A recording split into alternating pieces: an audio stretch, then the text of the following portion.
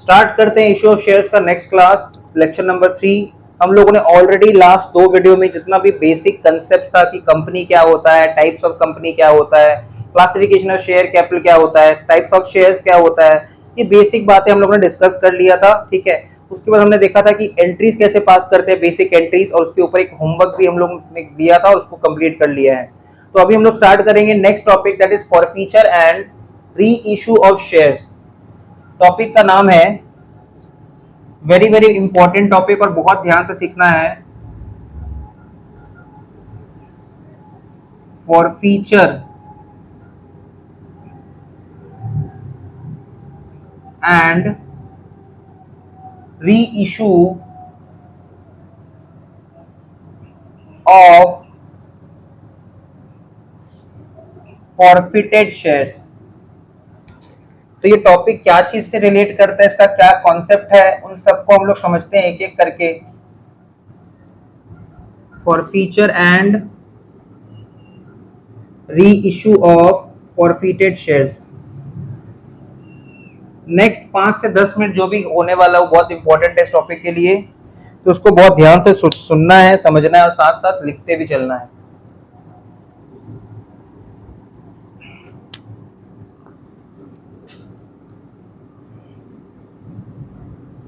मान लो इधर एक कंपनी है, कंपनी का नाम लिख देते हैं रश्मिका मंदाना लिमिटेड। ये कंपनी का नाम है, ये एक पब्लिक लिमिटेड कंपनी है। ठीक है, रश्मिका मंदाना लिमिटेड एक पब्लिक लिमिटेड कंपनी है। इसने पब्लिक को अपना शेयर इशू कर रखा है। ठीक है, इसने पब्लिक को अपना शेयर इशू कर रखा है, तो उसमें इस कंपनी का बहुत सारे शेयर होल्डर्स हैं। इस कंपनी ने अपना एप्लीकेशन के समय सारे ही शेयर होल्डर्स को बोल रखा था कि उनको 2 रुपया देना है। एप्लीकेशन के स्टेज पे सारे ही शेयर होल्डर्स को 2 रुपया देना है। अलॉटमेंट के स्टेज पे सारे शेयर होल्डर्स को 5 रुपया जमा कर देना है, और फर्स्ट कॉल पे 2 रुपया दे देना है, और बैलेंस फाइनल कॉल पे 1 रुपया देना है। तो रश्मिका मंदाना लिमिटेड ये जो कंपनी है, इसने पब्लिक को अपना शेयर इशू किया था, और इसने अपना एप्लीकेशन 2 रुपया रखा था, अलॉटमेंट 5 रुपया रखा था, फर्स्ट कॉल 2 रुपया रखा था, फाइनल कॉल 1 रुपया रखा था। अब सोचो, एक शेयर होल्डर है,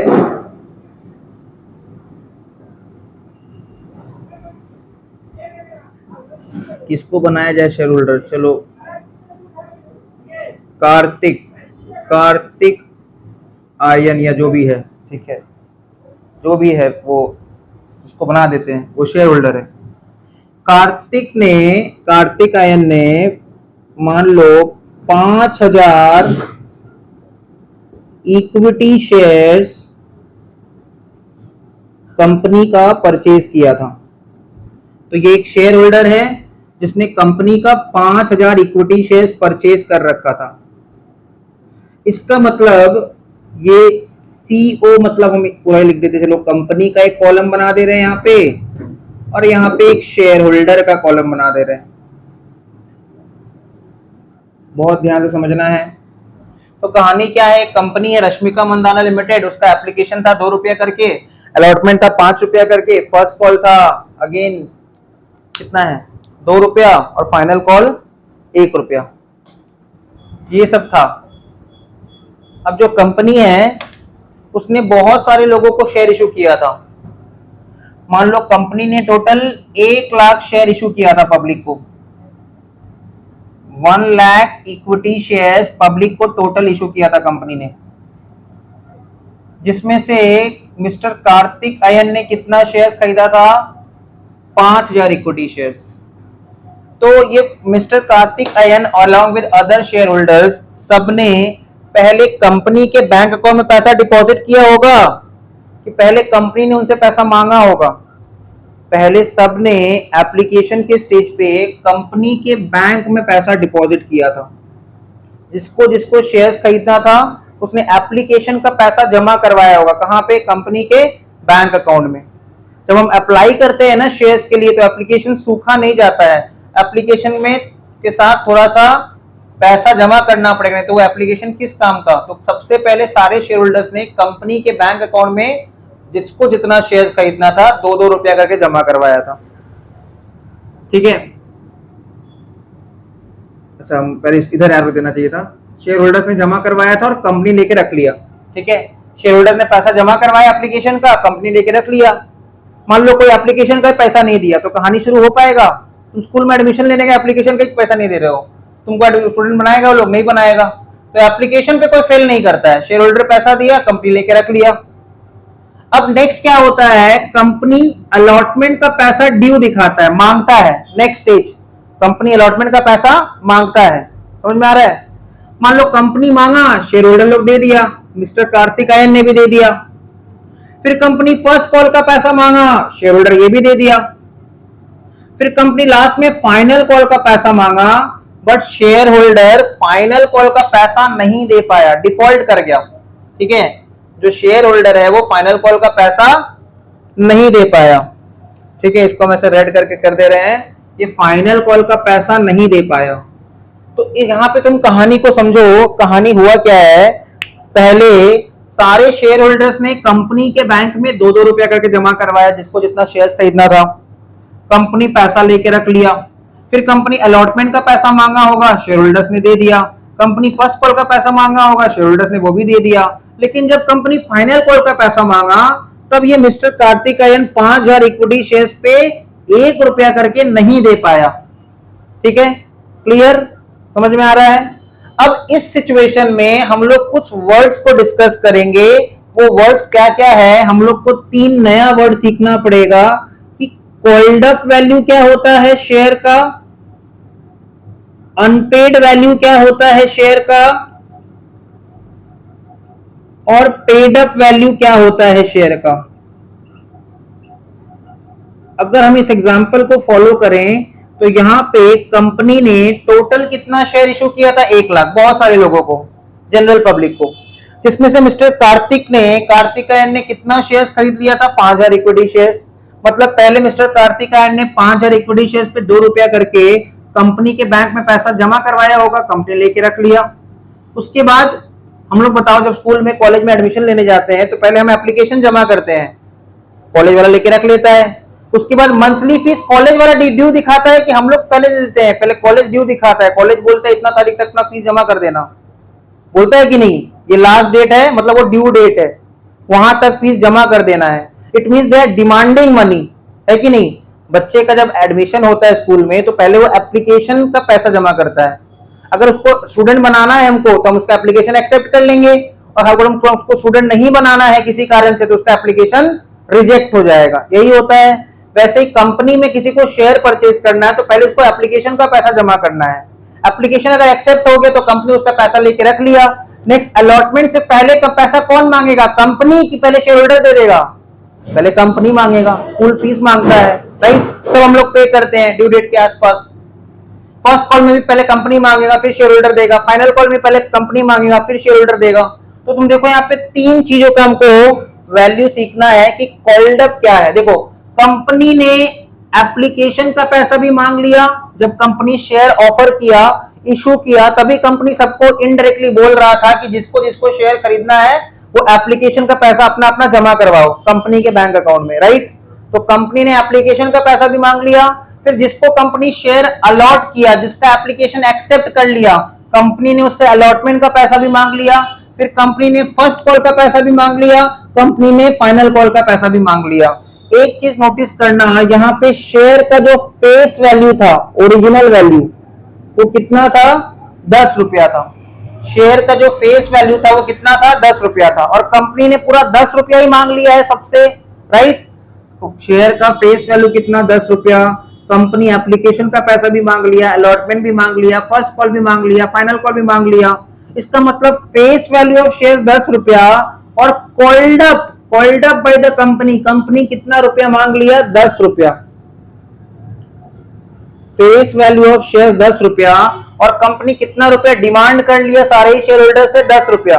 तो तुम देखो जब फेस वैल्यू और कॉल्ड अप वैल्यू सेम हो जाए, कॉल्ड अप कैसे 10 रुपया हुआ, कंपनी 2 रुपया एप्लीकेशन मांगा, कॉल्ड अप 2 रुपया, फिर 5 रुपया अलॉटमेंट मांगा, कॉल्ड अप कुल मिला के 7 रुपया, फिर कंपनी 2 रुपया फर्स्ट कॉल मांगा, कुल मिला के कॉल्ड अप 9 रुपया, फिर कंपनी फाइनल कॉल भी मांगा 1 रुपया, कुल मिला के कॉल्ड अप 10 रुपया। तो शेयर का फेस वैल्यू भी 10 रुपया, कॉल्ड अप भी 10 रुपया, फेस वैल्यू भी 10 रुपया, कॉल्ड अप भी 10 रुपया, ऐसे शेयर्स को बोला जाता है fully called up. Face value भी 10 रुपया, कॉल्ड अप भी 10 रुपया, मतलब जितने का शेयर था कंपनी अगर पूरा पैसा मांग लिया तो उसको क्या बोलते हैं, फुल्ली कॉल्ड अप, राइट। अब फुल्ली कॉल्ड अप में 10 रुपया मांगने पे शेयर होल्डर एक शेयर पे कितना रुपया नहीं दे पाया, अनपेड वैल्यू 1 रुपया नहीं दे पाया। तो 10 रुपया में अगर शेयर होल्डर 1 रुपया नहीं दे पाया तो उसको हम लोग बोल देंगे अनपेड वैल्यू। 10 रुपया मांगने पे अगर शेयर होल्डर 1 रुपया नहीं दे पाया तो उसको क्या बोल देंगे, अनपेड वैल्यू। अब नेक्स्ट क्वेश्चन, 10 रुपया मांगने पे अगर 1 रुपया नहीं दे पाया तो कितना रुपया दिया, 9 रुपया, उसको बोल देंगे पेड अप वैल्यू, उसको बोल देंगे पेड अप वैल्यू। तो कॉल्ड अप वैल्यू क्या होता है, कॉल्ड अप वैल्यू शेयर का वो वैल्यू है जितना कंपनी डिमांड कर चुका है। पेड अप वैल्यू शेयर का वो वैल्यू है जिसके लिए शेयर होल्डर ने पेमेंट कर दिया है, राइट। और अनपेड वैल्यू शेयर का वो वैल्यू है जिसके लिए शेयर होल्डर ने अभी तक पेमेंट नहीं किया है। ये 3 बात क्लियर। इसमें और वैरायटी सीखते हैं। मान लो कहानी कुछ ऐसे कर दे रहे हैं, इसको हम लोग अलग अलग चेंज करके सीखते रहेंगे भी 2-3 बार, फिर आगे बढ़ेंगे स्टोरी में। स्टोरी वेरी इंपॉर्टेंट, इस पूरा स्टोरी के ऊपर कॉन्सेप्ट बेस्ड है। सपोज शेयर होल्डर ने पहले 2 रुपया करके कंपनी के बैंक अकाउंट में पैसा जमा करवाया, उसका एप्लीकेशन एक्सेप्ट हो गया, कंपनी पैसा लेके रख लिया। इसके बाद पैसा कौन मांगेगा, कंपनी की पहले शेयर होल्डर दे देगा, पहले कंपनी मांगेगा। तो कंपनी पैसा मांगा, शेयर होल्डर दे दिया। कंपनी फर्स्ट कॉल मांगा, शेयर होल्डर नहीं दे पाया, फर्स्ट कॉल का पैसा ही नहीं दे पाया, ठीक है। कंपनी फर्स्ट कॉल का, शेयर होल्डर फर्स्ट कॉल का पैसा नहीं दे पाया। फिर कंपनी उसको बोला कि चलो कोई बात नहीं, एक बार हुआ, चलो फाइनल कॉल भी मांग लेते हैं, लेकिन शेयर होल्डर इतना याद रखो, अगर फर्स्ट कॉल का पैसा नहीं दे पाया तो ये इंप्लाइड है कि वो फाइनल कॉल का पैसा भी नहीं दे पाएगा। अगर किसी का अगस्त का फीस पेंडिंग है तो सितंबर का फीस क्लियर नहीं हो सकता, पहले अगस्त देगा तब तो सितंबर देगा। वैसे पहले अगर वो फर्स्ट कॉल पेंडिंग है तो फाइनल कॉल भी नहीं दे पाया। अब इस सिचुएशन में हमको जल्दी से बताओ कि कॉल्ड अप कितना, पेड अप कितना, अनपेड कितना। कॉल्ड अप कितना इस सिचुएशन में, पहले बताओ फेस वैल्यू कितना, 10, कॉल्ड अप कितना 10, और जब फेस वैल्यू भी 10, कॉल्ड अप भी 10, तो ऐसे केस में इसको क्या बोला जाएगा, फुल्ली कॉल्ड अप। ये फुल्ली कॉल्ड अप शेयर्स है, कॉल्ड अप वैल्यू 10 रुपया है।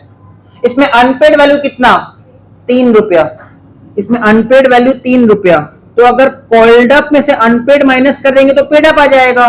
कंपनी 10 रुपया मांगा, शेयर होल्डर 3 रुपया नहीं दे पाया, मतलब कितना दिया, 7 रुपया दिया, तो पेड अप वैल्यू 7 रुपया। ये हो गया दूसरा एग्जांपल, क्लियर, ये हो गया दूसरा एग्जांपल। अब एक लास्ट एग्जांपल, फिर स्टोरी को आगे बढ़ाएंगे। मान लो कि फिर से सिचुएशन सब चेंज कर दे रहे हैं। पहले शेयर होल्डर ने कंपनी के बैंक में पैसा जमा करवाया, कंपनी एप्लीकेशन एक्सेप्ट कर लिया। फिर कंपनी अलॉटमेंट का पैसा मांगा, शेयर होल्डर भी दे दिया। कंपनी फर्स्ट कॉल का पैसा मांगा और शेयर होल्डर नहीं दे पाया, बस कंपनी बोल रहा अब और आगे नहीं जाने देंगे, अब तुमको और समय नहीं देंगे, तुमने फर्स्ट कॉल का पैसा नहीं दिया, अब हम तुमको अलाउ नहीं करेंगे, तुम्हारा शेयर हम छीन लेंगे, फॉरफिट कर लेंगे, जब्त कर लेंगे। शेयर जब कंपनी छीन लेता है ना, शेयर होल्डर से जब हम शेयर छीन लेंगे तो शेयर होल्डर अब शेयर होल्डर नहीं रह जाएगा। शेयर होल्डर कब बनता है, जब उसको शेयर्स कंपनी देता है, और शेयर होल्डर कब नहीं रह जाता, जब शेयर्स कंपनी छीन लेता है। कितना अच्छा लाइन बोल दिए, शेयर होल्डर कब बनता है, जब कंपनी उसको शेयर देता है, और शेयर होल्डर कब नहीं रह जाता, जब कंपनी उसका शेयर फॉरफिट कर लेगा, छीन लेगा। कंपनी बोल रहा है कि फर्स्ट कॉल का पैसा नहीं दिए, चलो हटाओ, अब तुमको हम मौका ही नहीं देंगे, ना तुमसे हम फाइनल कॉल मांगेंगे और ना तुम फाइनल कॉल देने के लायक बनोगे, तुमको हम यहीं पे रोक ले रहे हैं, ठीक है। यहीं पे कंपनी उसको रोक दिया, ये सब मांगा ही नहीं उससे, क्रॉस क्यों देना, चलो डैश दे देते हैं, ये सब का बात ही नहीं हुआ, यहीं पे रोक दिया उसको, बोला अब और मौका नहीं देंगे, बोला अभी तो फेल किया, बोला नहीं अब मौका नहीं देंगे, एक ही चांस था, तुमने फर्स्ट कॉल का पैसा नहीं दिया, तुम्हारा शेयर फॉरफिट होगा, तुम्हारा शेयर हम जब्त कर लेंगे। तो बताओ इस केस में कॉल्ड अप कितना, इस केस में कॉल्ड अप अगर हम देखेंगे तो 9 रुपया है, लेकिन फेस वैल्यू कितना 10 रुपया है। तो क्या ये फुल्ली कॉल्ड अप है कि पार्टली कॉल्ड अप है? पार्टली कॉल्ड अप, इसको बोला जाता है पार्टली कॉल्ड अप। अब 9 रुपया मांगने पे शेयर होल्डर कितना रुपया नहीं दे पाया? 2 रुपया, अनपेड वैल्यू 2 रुपया। तो 9 रुपया में अगर 2 रुपया नहीं दे पाया तो कितना रुपया दिया? 7 रुपया, राइट, 7 रुपया। तो हमने हर तरह से सिचुएशन देख लिया कि फुल्ली कॉल्ड अप क्या होता है, पार्टली कॉल्ड अप क्या होता है। अब वो शुरू हो रहा है स्टोरी देखो ध्यान से सुनो। ये जो मिस्टर कार्तिक आयन था, मान लो इसको हम थोड़ा चेंज कर दे रहे हैं, फिर से एक बार बता रहे हैं।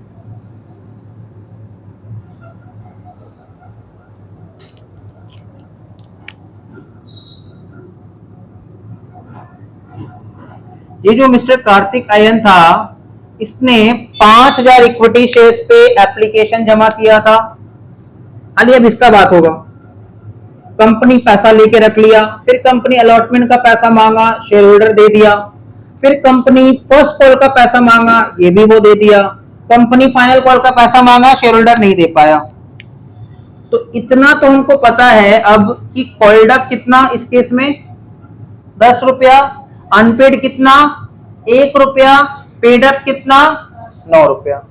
अब कंपनी क्या किया ना, शेयर होल्डर के घर पे एक नोटिस भेजेगा, शेयर होल्डर के घर पे नोटिस जाएगा, शेयर होल्डर को ऐसा हम लोग नोटिस दे रहे हैं, उसको वार्निंग दे रहे हैं कि वो जल्दी से जल्दी अपना 1 रुपया फाइनल कॉल का जमा करवाए कंपनी के बैंक अकाउंट में। और अगर ऐसा वो नहीं करता है 15 दिन के अंदर, तो कंपनी के पास पावर्स है कि कंपनी उसका शेयर छीन लेगा, उसका शेयर जब्त कर लेगा, फॉरफिट कर लेगा, उसके पास शेयर्स भी नहीं बचेगा, और पहले का पीछे का दिया हुआ जो पैसा है 9 रुपया पर शेयर, वो भी कंपनी उसको रिटर्न नहीं करेगा। शेयर होल्डर 1 रुपया नहीं दे पाया, 10 रुपया का शेयर था, शेयर होल्डर 1 रुपया नहीं दे पाया, कंपनी क्या करेगा, नोटिस भेजेगा शेयर होल्डर के घर पे। उस नोटिस में क्या लिखा रहेगा कि अगर शेयर होल्डर 1 रुपया नहीं देता है तो कंपनी उसका पीछे का दिया हुआ 9 रुपया जब्त कर लेगा, छीन के रख लेगा, फॉरफिट कर लेगा, वो मांगता रह जाएगा, कंपनी उसको नहीं देगा। कितना अजीब सा लॉ है। 10 रुपया का शेयर है, 1 रुपया वो नहीं दे पाया, तो कंपनी क्या करेगा, उसके घर पे नोटिस भेजेगा। नोटिस में क्या लिखा रहेगा कि अगर कंपनी का 1 रुपया नहीं देगा तो कंपनी उसका 9 रुपया छीन लेगा, जब्त कर लेगा, फॉरफिट कर लेगा, और शेयर भी छीन लेगा। तो जब शेयर भी छीन लेगा, वो शेयर होल्डर नहीं रहेगा। पीछे जो पैसा दे रखा है 9 रुपया पर शेयर, एक थोड़ा हिसाब मिलाओ, एक शेयर पे अगर 9 रुपया दे रखा है तो 5000 शेयर पे 45,000 दे रखा है वो, राइट। तो वो 5000 रुपया नहीं दे रहा है, कंपनी उसका 45,000 रुपया फॉरफिट कर ले रहा है, जब्त कर ले रहा है। बहुत ही खराब बात है, बट ऐसा ही है, क्या करें।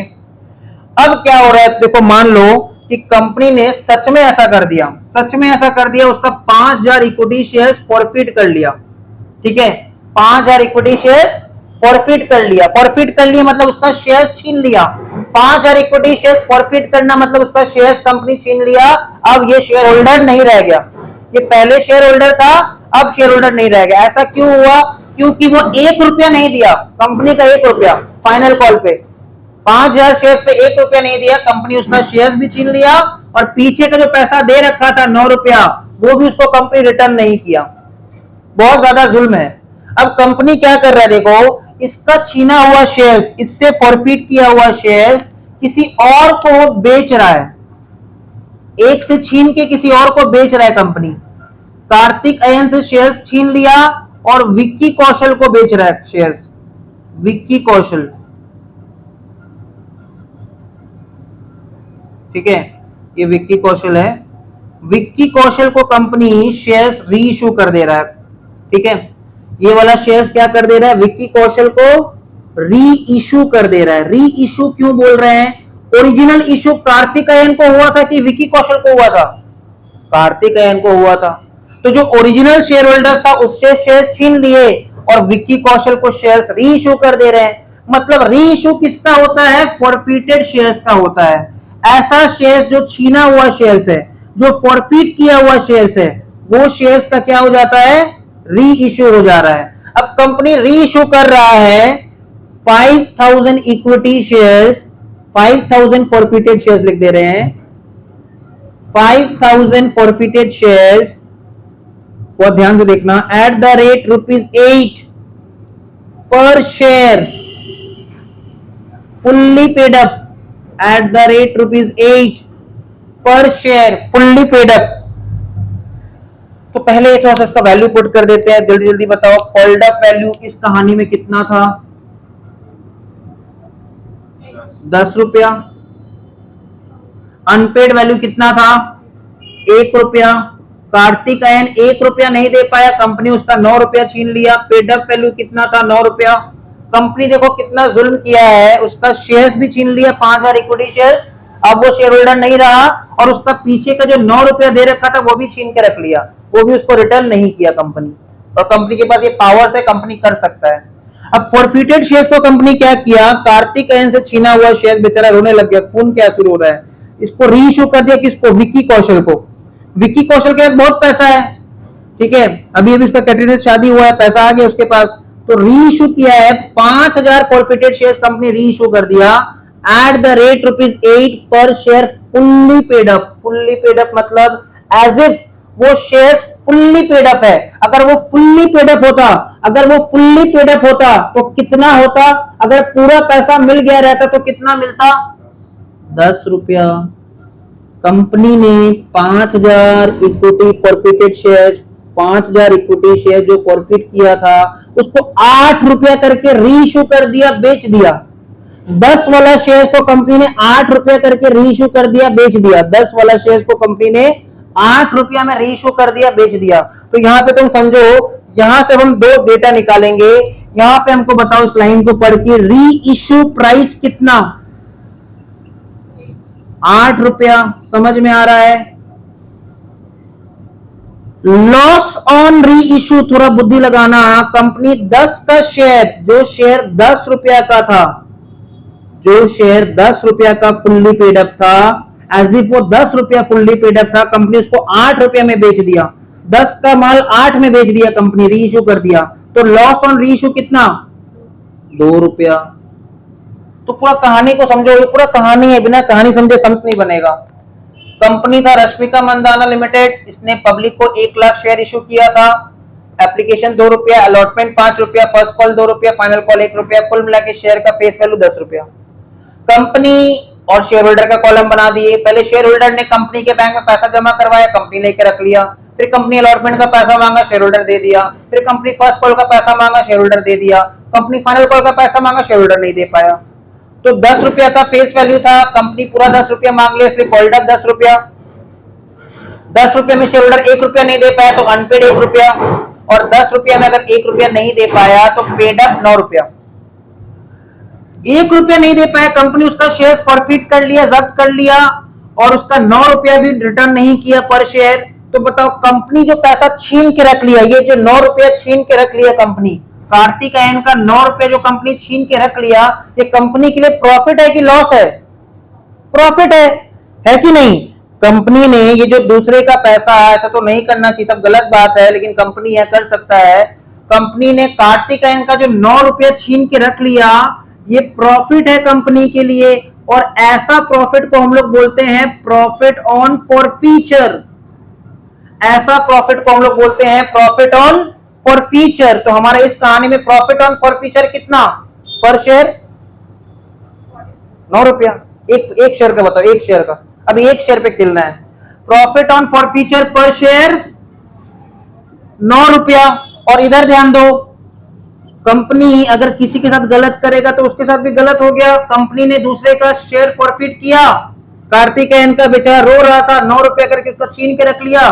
कंपनी जब यही फॉरफिटेड शेयर्स को री इश्यू किया, रीसेल किया विक्की कौशल को, विक्की कौशल बोल रहे तो सेकंड हैंड शेयर्स है, ये तो फॉरफिटेड शेयर्स है, तो हम 10 के बदले 8 दे रहे हैं। कंपनी बोल रहे तो ठीक है, 10 के बदले 8 दे दो। कंपनी 10 का शेयर 8 में री इश्यू कर दिया, तो कंपनी को लॉस हुआ री इश्यू पे कितना? 2 रुपया। बस अब ये 2 चीज पे फोकस करना। इधर है लॉस ऑन री इश्यू 2 रुपया, इधर है प्रॉफिट ऑन फॉरफीचर 9 रुपया। बस लास्ट चीज बता रहे हैं, प्रॉफिट ऑन री इश्यू ये पूरा कहानी करने के बाद कंपनी को री इश्यू करके, शेयर्स री इश्यू करके कितना प्रॉफिट हुआ? प्रॉफिट ऑन फॉरफीचर जो कि कितना है बताओ? 9 रुपया माइनस लॉस ऑन री इश्यू जो कि कितना है बताओ? 2 रुपया। तो कंपनी को फाइनली 7 ही रुपया बच रहा है ना प्रॉफिट। एक हाथ से कंपनी ने 9 रुपया प्रॉफिट कमाया, दूसरे हाथ से री इश्यू के समय 2 रुपया गवा दिया, तो कंपनी के हाथ में कितना बचा? 7 रुपया बचा, राइट। और कंपनी ये जो प्रॉफिट कमाया 7 रुपया, ये एक शेयर पे कमाया। कंपनी कितना शेयर फॉरफिट किया था कार्तिकेयन का? 5000। और यहां हम लिख दे रहे ऑल।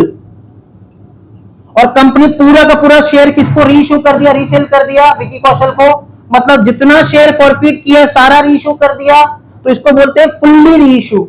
जितना शेयर फॉरफिट किया सारा री इश्यू कर दिया, इसको बोलते हैं फुल्ली री इश्यू।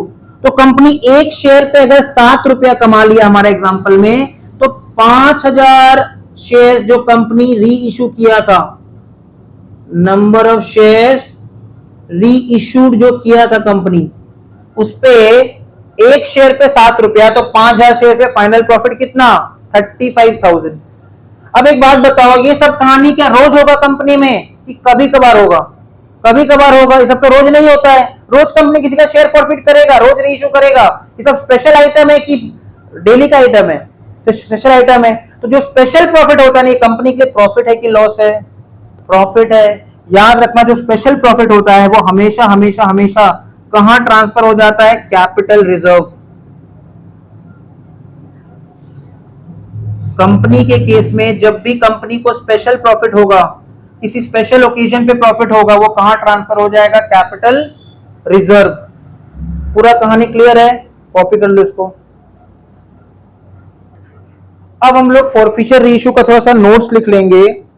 वो जो लास्ट क्लास लेक्चर 2 में हम लोगों ने एक पेज छोड़ रखा था नोट्स लिखने के लिए, हम लोगों ने कॉल तक का एंट्री कर दिया था। अब लिखेंगे हम लोग फॉरफीचर का entry.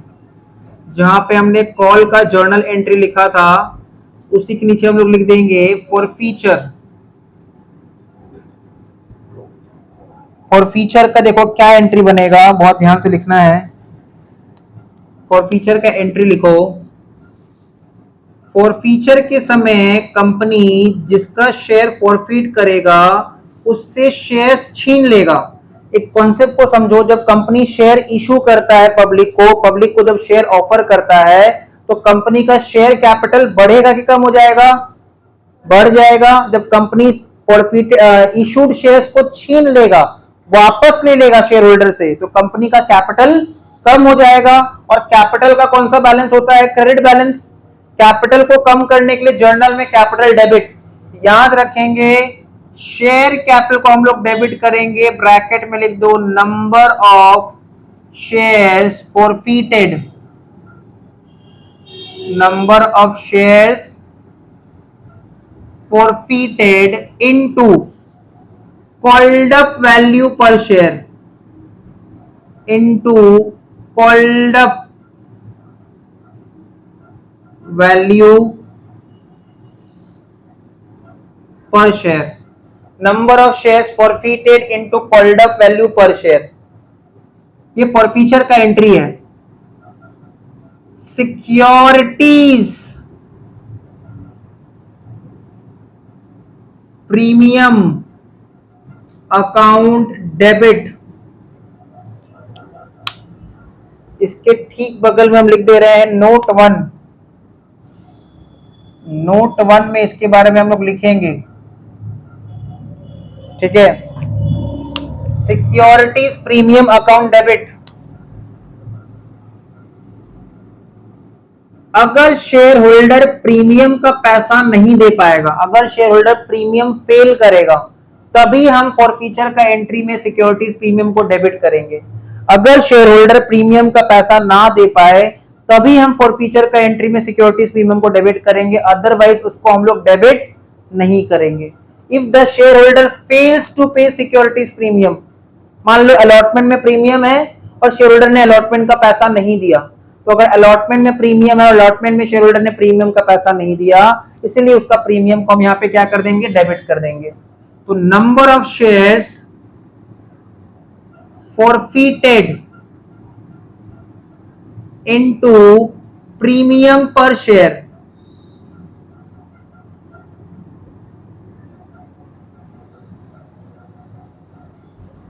to calls in arrear। बहुत होप के साथ हमने ये सोच के कॉल्स इन अरियर को रेज किया था, डेबिट किया था कि आज नहीं तो कल पैसा मिल जाएगा, बट अब होप क्या हो गया, होपलेस हो गया, पैसा नहीं मिलेगा। उसको नोटिस भेज दिए फिर भी पैसा नहीं दे रहा है, तो कंपनी ने जो कॉल्स इन अरियर को रेज कर रखा था अपना बुक्स में, उसको कैंसिल करने के लिए क्या कर देंगे, क्रेडिट कर देंगे। तो क्या लिखेंगे, number of shares forfeited into unpaid value per share।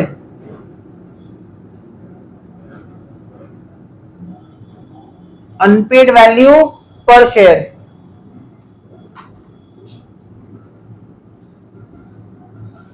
to forfeited shares, number of shares forfeited into paid up value per share।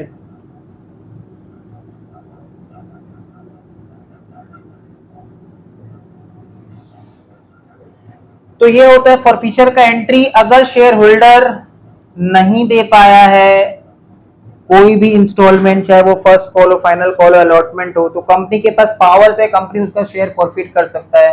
Forfeiture का एंट्री में देखो, number of shares forfeited into called up value, share capital को हम लोग called up value से debit करते हैं। अगर शेयर होल्डर सिक्योरिटीज प्रीमियम का पैसा नहीं दिया था तो सिक्योरिटीज प्रीमियम को डेबिट करेंगे। अगर शेयर होल्डर सिक्योरिटीज प्रीमियम का पैसा दे दिया था तब कुछ नहीं करेंगे। इस पे नोट लिखेंगे हम लोग, जितना रुपया शेयर होल्डर से मांगा गया था और वो नहीं दे पाया था, तो जब शेयर होल्डर पैसा नहीं दे पाता है ना, हम लोग किसको डेबिट करते हैं, रिसीव का एंट्री में calls in arrear debit. But अब क्योंकि होप नहीं है पैसा मिलने का, अब होप होपलेस हो गया, अब तो पैसा मिलेगा नहीं, नोटिस भी भेज दिए फिर भी वो कुछ रिप्लाई नहीं दिया, इसका मतलब अब उसका कॉल्स इन अरियर जो हमने डेबिट किया था बुक्स ऑफ अकाउंट्स में, उसको कैंसिल करने के लिए क्रेडिट कर देंगे। और जितना रुपया शेयर होल्डर दे रखा है पेड अप, वो उसको रिटर्न नहीं मिलेगा। तो यही क्या होता है, प्रॉफिट ऑन फॉरफीचर। तो इसको मार्किंग करके लिख लो, ये जो पेड अप वैल्यू पर शेयर है ना, यही है हमारा प्रॉफिट ऑन फॉरफीचर। ये जो पेड अप वैल्यू पर शेयर है यही हो जाएगा हमारा प्रॉफिट ऑन फॉरफीचर।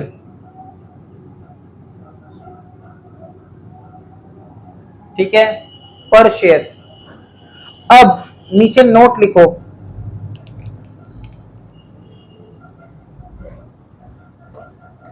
नोट में लिखेंगे, लिखो note number 1,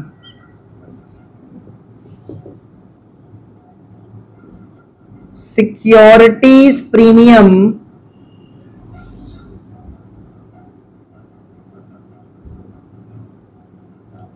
will be debited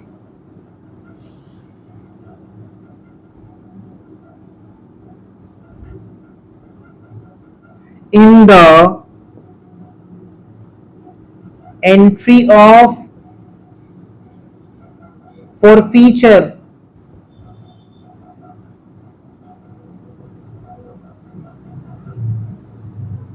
only if the shareholder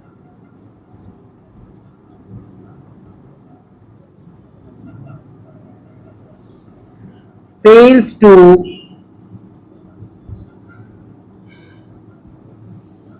pay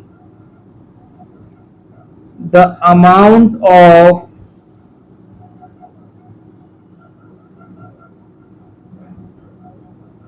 securities premium. मतलब अगर शेयर होल्डर ने सिक्योरिटीज प्रीमियम का पैसा नहीं जमा किया है, नहीं दिया है, तभी सिक्योरिटीज प्रीमियम अकाउंट को हम लोग फॉरफीचर का एंट्री में डेबिट करेंगे, नहीं तो कुछ नहीं करेंगे। उल्टा मत कर देना कि क्रेडिट कर देंगे, इसको इंग्लिश में भी लिख दे रहे हैं, सिक्योरिटीज प्रीमियम फॉरफीचर का एंट्री में तभी डेबिट होगा,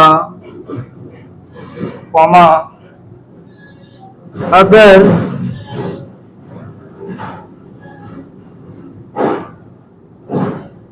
शेयर होल्डर ने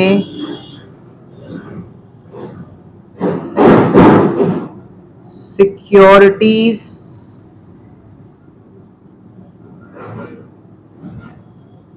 premium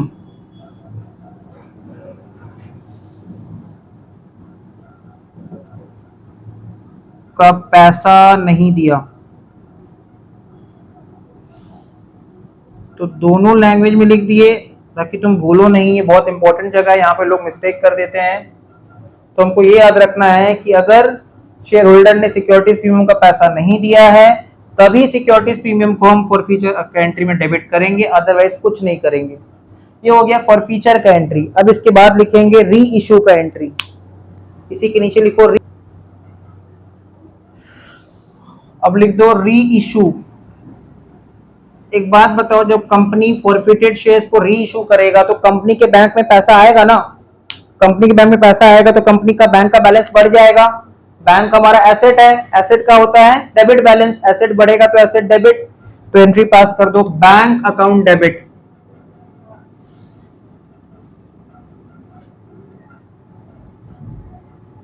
bank account debit, number of shares reissued, number of shares reissued into reissue price per share। तो बैंक अकाउंट को हम लोग डेबिट कर देंगे number of shares reissued into reissue price पर शेयर। बताओ, कंपनी अगर 10 का शेयर 9 रुपए में रीइश्यू कर रहा है, कंपनी अगर 10 का शेयर 9 रुपए में रीइश्यू कर रहा है तो कंपनी को प्रॉफिट हो रहा है, लॉस रीइश्यू पे की लॉस हो रहा है? लॉस हो रहा है। तो जब लॉस होगा तो उसके लिए हम लोग लिख देंगे forfeited shares account debit, bracket में लिख देंगे number of shares reissued into loss on reissue per share, number of shares reissued into loss on reissue per share. अब कंपनी अगर किसी का शेयर फॉरफिट करके दूसरे को री इशू करेगा तो अगेन कंपनी का कैपिटल इंक्रीज होगा, शेयर कैपिटल की कम हो जाएगा? इंक्रीज हो जाएगा। अगर कंपनी शेयर को फॉरफिट करके दूसरे को री इशू करेगा, रीसेल करेगा तो कंपनी का कैपिटल इंक्रीज हो जाएगा। कैपिटल का होता है क्रेडिट बैलेंस, कैपिटल इंक्रीज होगा तो जर्नल में कैपिटल को क्रेडिट कर देंगे। तो लिख देंगे टू शेयर कैपिटल, ब्रैकेट में जरूर लिखेंगे number of shares reissued into, हमेशा हमेशा हमेशा हमेशा हमेशा याद रखना पेड अप वैल्यू से ये एंट्री होता है, इनटू पेड अप वैल्यू पर शेयर। पेड अप वैल्यू पर शेयर, शेयर कैपिटल को हम लोग हमेशा पेड अप वैल्यू से रिकॉर्ड करते हैं। अब एक चीज सोचो, कंपनी 10 का शेयर 12 रुपए में री इशू कर रहा है, क्या ऐसा कर सकता है कंपनी? बिल्कुल कर सकता है। कंपनी फॉरफिटेड शेयर्स 10 रुपया का शेयर्स को 12 रुपए में री इशू कर रहा है तो कंपनी को 2 रुपए एक्स्ट्रा मिल रहा है। वो जो 2 रुपए एक्स्ट्रा मिल रहा है उसको हम लोग क्या बोलेंगे? प्रीमियम। तो लिख देंगे टू सिक्योरिटीज प्रीमियम। अब ये दोनों तो नहीं होगा, या तो लॉस ऑन री इशू होगा या तो सिक्योरिटीज प्रीमियम होगा, या तो दोनों में से कुछ भी नहीं होगा, बट दोनों एक साथ तो नहीं होगा। To securities premium,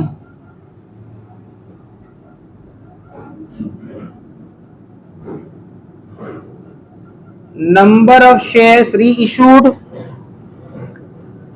into securities premium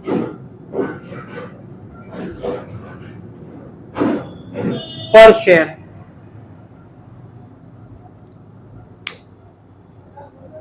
अब इसके नीचे लिख दो फाइनल एंट्री प्रॉफिट ऑन री इशू.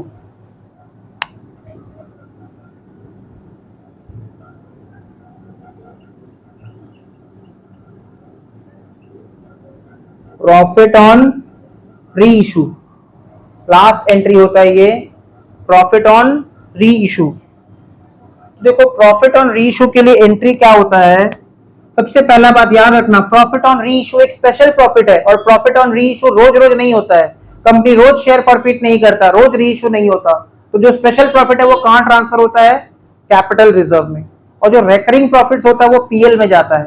ठीक है, जो आए दिन जो प्रॉफिट होते रहता है रेकरिंग आइटम वो पीएल, नॉन रेकरिंग आइटम पे प्रॉफिट होगा तो कैपिटल रिजर्व. तो ये स्पेशल प्रॉफिट है, ये कहां ट्रांसफर हो जाएगा capital reserve.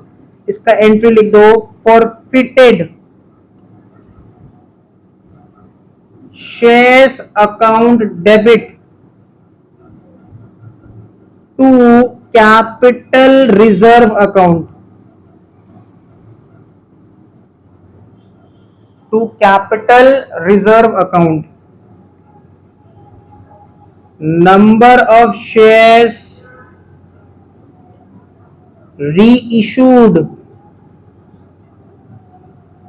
Number of shares reissued ये थोड़ा सा बड़ा होगा इनटू प्रॉफिट. अच्छा इसको ना मार्किंग करके लिख लेना, ये जो लॉस ऑन रीइश्यू है ना. ठीक है, देखो यहाँ पे ये लॉस ऑन रीइश्यू है, यहाँ पे तो लिखा ही हुआ है, फिर भी तो स्माइली बना लेते हैं. यहाँ पे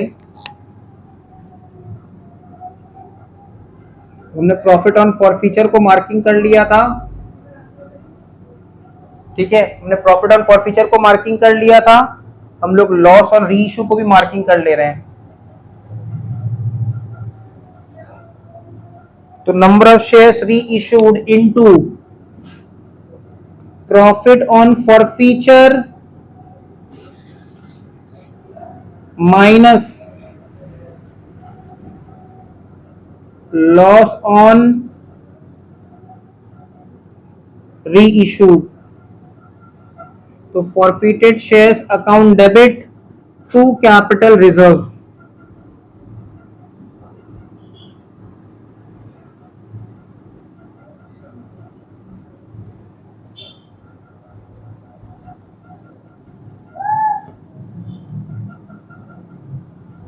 तो ये था नोट्स. अब इस पे हम लोग करेंगे एक तो example.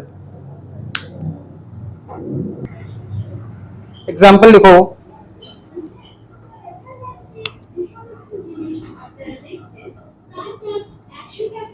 X Limited forfeited 2000 equity shares of rupees 10 each of rupees 10 each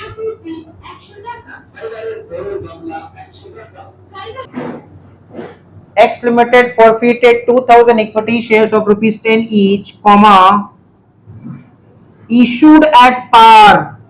Issued at par मतलब जितने का शेयर है उतना में ही. For non payment of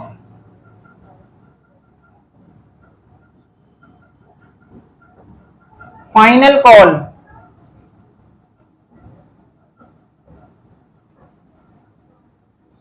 of rupees 2 पर शेयर. पहले यहां तक समझो. एक्स लिमिटेड एक पब्लिक लिमिटेड कंपनी है, उसने 2000 शेयर फॉरफिट कर लिया, जब्त कर लिया शेयर होल्डर का. जो इशू हुआ तो जिसका फेस वैल्यू 10 रुपया है, इशू पार में हुआ था. क्यों ऐसा किया कंपनी ने?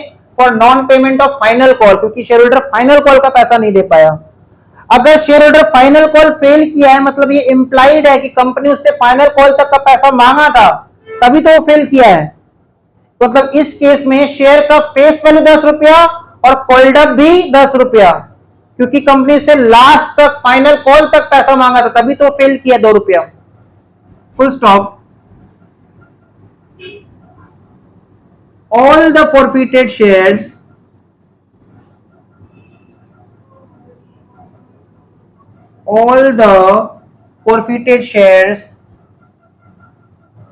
were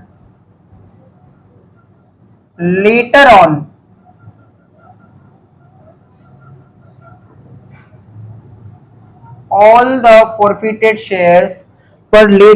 reissued at the rate rupees 8.5 पर शेयर फुल्ली पेड अप। बाद में कंपनी ने ये सारा ही फॉरफिटेड शेयर्स को री इशू कर दिया ₹8.5 करके, एज इफ वो फुल्ली पेड अप है।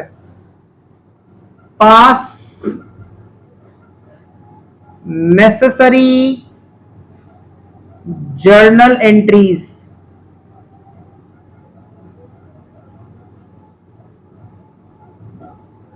तो क्वेश्चन को समझो, एक्स लिमिटेड एक कंपनी है जिसने कितना शेयर फॉरफिट कर लिया, जब्त कर लिया 2000 इक्विटी शेयर्स, जिसका फेस वैल्यू कितना करके ₹10 करके, जो इशू पार में हुआ था for non payment of final call of ₹2 पर share. Share holder final call ₹2 नहीं दे पाया, कंपनी शेयर फॉरफिट कर लिया। शेयर का फेस वैल्यू कितना, ₹10, जिस भी दाम के आगे ऑफ रुपीज लिखा रहेगा बन जाएगा face value. Company final call तक पैसा मांगा था, मतलब कॉल्ड अप कितना, ₹10। शेयर होल्डर ₹10 में ₹2 नहीं दे पाया, तो अनपेड कितना, ₹2। और ₹10 में अगर ₹2 नहीं दे पाया तो कितना दिया, ₹8। पेड अप कितना, ₹8। बाद में कंपनी ने सारा फॉरफिटेड शेयर्स को री इशू कर दिया ₹8.5 करके, ₹8.5 करके री इशू कर दिया। तो हम लोग को जर्नल पास करना है। स्टार्ट करते हैं सोल्यूशन। हेडिंग दे देंगे in the books of X limited journal.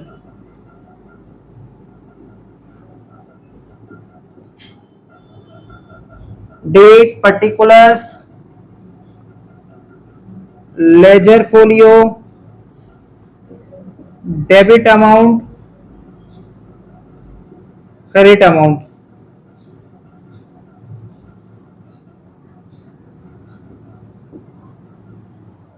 तो सबसे पहले बताओ, फॉरफीचर का एंट्री होगा कि रीइशू का एंट्री होगा?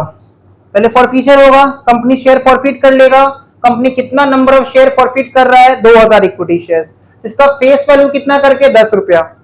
शेयर होल्डर क्या चीज का पैसा नहीं दिया, फाइनल कॉल, मतलब कंपनी उससे फाइनल कॉल तक पैसा मांगा था, face value ₹10। Company final call तक पैसा मांगा तो कॉल्ड अप भी ₹10। तो हम लोग फॉरफीचर का एंट्री में नोट्स देख देख के पहला सम्स करना। फॉरफीचर का एंट्री में हम लोग इक्विटी शेयर कैपिटल को डेबिट कर देंगे, क्योंकि क्वेश्चन में इक्विटी वर्ड मेंशन किया है, तो इक्विटी शेयर कैपिटल अकाउंट को डेबिट कर देंगे। फॉरफीचर का एंट्री में हम लोग इक्विटी शेयर कैपिटल अकाउंट को डेबिट कर देंगे। कितना शेयर्स पे, 2000 इक्विटी शेयर्स पे। फॉरफीचर का एंट्री 2000 इक्विटी शेयर्स पे, क्योंकि number of equity shares forfeited है 2000 into called up value. Called up कितना, ₹10 पर शेयर। कॉल्ड अप कितना, ₹10 पर शेयर, या फिर ऐसे लिख दो एट द रेट ₹10 पर शेयर। तो ये क्या हो जाएगा, कॉल्ड अप हो जाएगा। ये क्या हो जाएगा, कॉल्ड अप। तो equity share capital debit 2000 equity shares पे ₹10 करके कितना, 20,000। ये हो गया कॉल्ड अप वैल्यू से डेबिट। अब देखो सम में कहीं प्रीमियम था क्या, शेयर प्रीमियम में इशू हुआ था, शेयर तो पार में इशू हुआ था, तो प्रीमियम का बात ही नहीं है। ₹10 में शेयर होल्डर कितना रुपया नहीं दे पाया, फाइनल कॉल ₹2। तो डेफिनेटली कंपनी ने फाइनल कॉल का रिसीव का एंट्री में कॉल्स इन अरियर को डेबिट किया होगा। फाइनल कॉल का रिसीव का एंट्री में कॉल्स इन अरियर को डेबिट किया होगा। तो ये सोच के डेबिट किया था कभी ना कभी पैसा मिल जाएगा, बट अब पैसा मिलने का होप नहीं है, होप होपलेस हो गया। तो जिस कॉल्स इन अरियर को हमने डेबिट किया था उसको कैंसिल करने के लिए क्रेडिट कर देंगे। तो to calls in arrear account,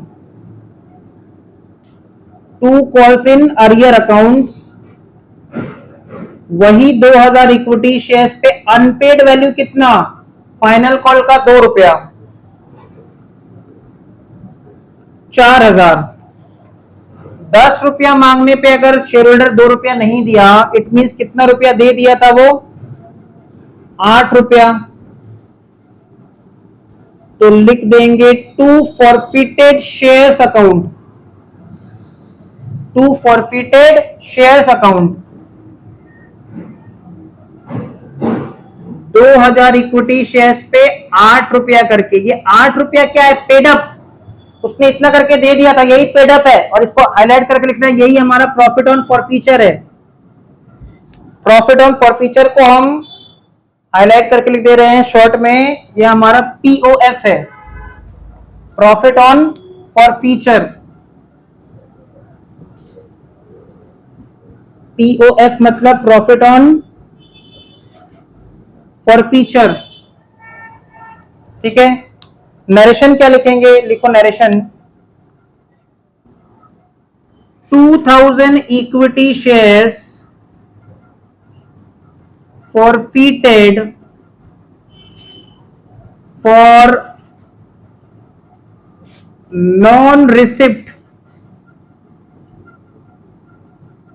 of equity share final call money, of equity share final call money at the rate ₹2 per share as per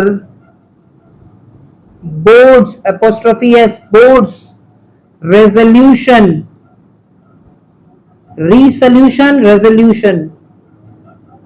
number ... dated ... ये हो गया फॉरफीचर का एंट्री। अब फॉरफीचर के बाद कंपनी ये शेयर री issue भी कर रहा है, कितना में री इशू कर रहा है? 8.5 रुपया में कंपनी शेयर री इशू करेगा तो कंपनी के बैंक में पैसा आएगा। फॉरफीचर का एक ही एंट्री होता है। अब नेक्स्ट एंट्री री इशू का एंट्री, यहाँ डेट कॉलम में अपना समझने के लिए लिख लेना, ये फॉरफीचर का एंट्री, ये री इशू का एंट्री, एग्जाम में मत लिख देना। तो बैंक अकाउंट डेबिट, कंपनी देखो ऑल द फॉरफिटेड शेयर, सारा का सारा फॉरफिटेड शेयर री इशू कर दिया। ये केस ऑफ फुल्ली री इशू है कि पार्टली री इशू है? फुल्ली री इशू है। कंपनी सारा का सारा फॉरफिटेड शेयर री इशू कर दिया, मतलब वो जो 2000 इक्विटी शेयर था उसका री इशू प्राइस कितना है? 8.5 रुपया करके। तो बैंक में 8.5 रुपया करके आएगा। तो 2000 इक्विटी शेयर पे 8.5 रुपया करके बैंक डेबिट कितना? 17,000। अब बताओ वो शेयर था कितने का? देखो क्या लैंग्वेज लिखा है, fully paid up, fully paid up, right, fully paid up. तो कंपनी अगर 10 का शेयर, अगर ये फुल्ली पेड अप होता, देखो इसका फेस वैल्यू 10 रुपया है, तो अगर फुल्ली कॉल्ड अप होता तो कितना होता? 10। और अगर फुल्ली पेड अप होता तो कितना होता? 10। एज इफ वो फुल्ली पेड अप है, मतलब कितना वैल्यू बोलने मांग रहा है यहाँ पे? 10। कंपनी 10 का शेयर 8.5 में रीइशू किया, तो कंपनी को कितना लॉस हो रहा है? 1.5। वो जो लॉस है उसके लिए हम लिखेंगे forfeited shares account debit, forfeited shares account debit। 2000 equity shares पे एट द रेट ₹1.5, 3000। ठीक है।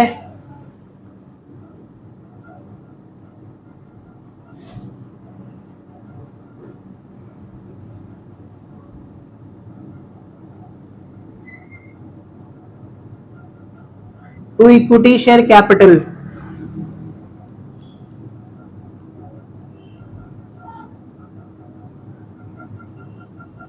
हमेशा हमेशा हमेशा याद रखना कैपिटल को कौन सा वैल्यू से क्रेडिट करते हैं, नोट चेक कर लो, वहां पे क्या लिखा है? Paid up value. और देखो फुल्ली पेड अप है, फुल्ली पेड अप मतलब कितना होता?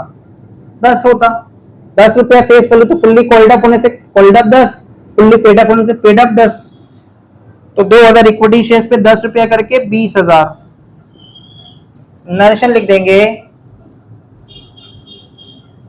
2000 forfeited shares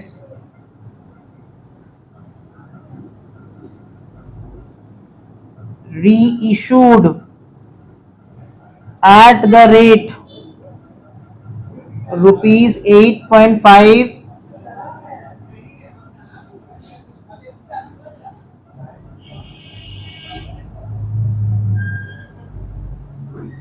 पर शेयर फुल्ली पेड अप। तो ये फॉरफीचर का एंट्री, ये री इशू का एंट्री। अब एक चीज नोटिस करो, ये जो एक 1.5 था ना, यही है हमारा लॉस ऑन री इशू। ये जो 1.5 है यही है हमारा लॉस ऑन री इशू। तो प्रॉफिट ऑन फॉरफीचर पर शेयर कितना, लॉस ऑन री इशू पर शेयर कितना 1.5, तो फाइनल प्रॉफिट कितना 6.5। और कंपनी कितना शेयर फॉरफिट किया 2000, कितना री इशू किया 2000। तो जो फाइनल प्रॉफिट होगा वो जितना शेयर कंपनी री इशू किया 2000 उस पे 8 माइनस 1.5 6.5 करके होगा। तो कुछ कुछ लोग पता है क्या करते हैं, उसको तुम कैलकुलेटर चला के देखो, 2000 इंटू 6.5 करो। 6.5 कहां से आया, 8 रुपया प्रॉफिट ऑन फॉरफीचर, 1.5 रुपया लॉस ऑन री इशू, 6.5। तो 2000 शेयर पे 6.5 करने पे कितना आ रहा है 13000। कुछ कुछ लोग क्या करते हैं, बोलते हैं जहां फॉरफिटेड शेयर जितना से क्रेडिट हुआ 16000 वो ले लो, और फॉरफिटेड शेयर जितना से डेबिट हुआ 3000 वो ले लो, और सेट ऑफ कर दो, माइनस कर दो, आंसर आ जाएगा। हम बोल रहे हैं तरीका गलत है। अभी तो आ जा रहा है, आगे नहीं आएगा, ठीक है, ऐसा नहीं करना है। क्या करते देखो, कुछ लोग शॉर्टकट मारते हैं।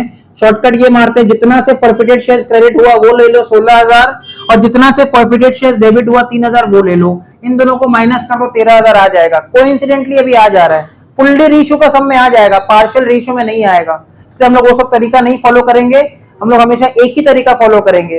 प्रॉफिट ऑन फॉरफीचर पर शेयर कितना 8 रुपया, लॉस ऑन री इशू पर शेयर कितना 1.5, तो फाइनल प्रॉफिट कितना 6.5, और कितना शेयर री इशू किया 2000, तो फाइनल प्रॉफिट 13000। लास्ट एंट्री पास कर देते हैं, फिर सम कंप्लीट हो जाएगा।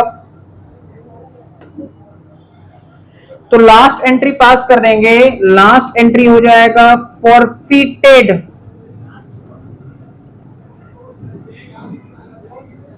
Shares account debit to capital reserve. कितना शेयर कंपनी फॉरफिट किया था 2000, और पूरा का पूरा 2000 शेयर री इशू भी कर दिया।